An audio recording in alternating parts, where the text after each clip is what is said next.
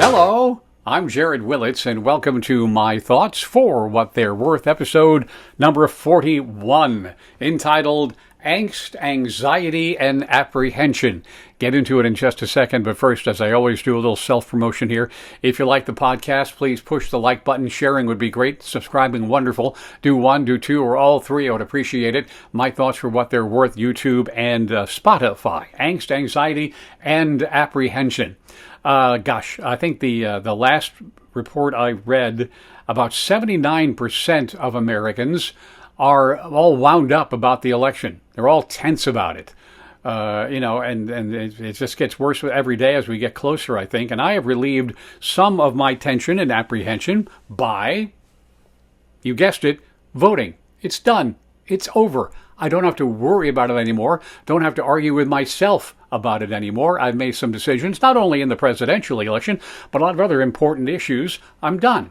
So no matter what anybody tells me, anything I see or read, I can't change, I can change my mind, but I can't change my vote. There are no do-overs, no mulligans or anything like that. One more time, Mr. Supervisor of Elections, I've changed my mind. So by doing that, I've released some of the tension, and it's much better. It's great and perfect, but it's much better. Still a lot of apprehension about the whole thing. So if you were thinking about the election too much, just go ahead and vote and be done with it. There you go. Another thing you might want to consider is throttling back. Just throttle back on the social media and the more traditional news outlets and maybe even some friends and family. I'm not going to talk about it anymore.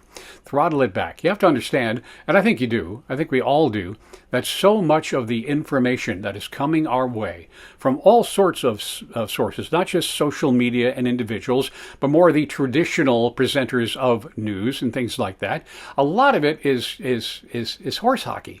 It's just not true. Many are, they're tainted. The information is tainted with a certain amount of bias because maybe they're pushing a particular candidate or a particular point of view, or just trying to make things that much more difficult for everybody because they want everyone to be tense about it. So a lot of that stuff out there is just bull feathers. Step away from it all and don't let it clutter your mind every day and be tense about it. Throttle it back. Read a good book.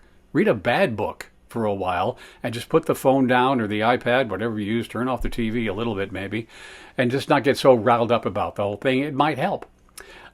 Sadly, the election will happen, and I think after it's all said and done, as much as we would all like, I think we would all like to have it all done on election day or the day after, and if our guy or our gal didn't win, that's the way it goes. We accept it and we move on, right?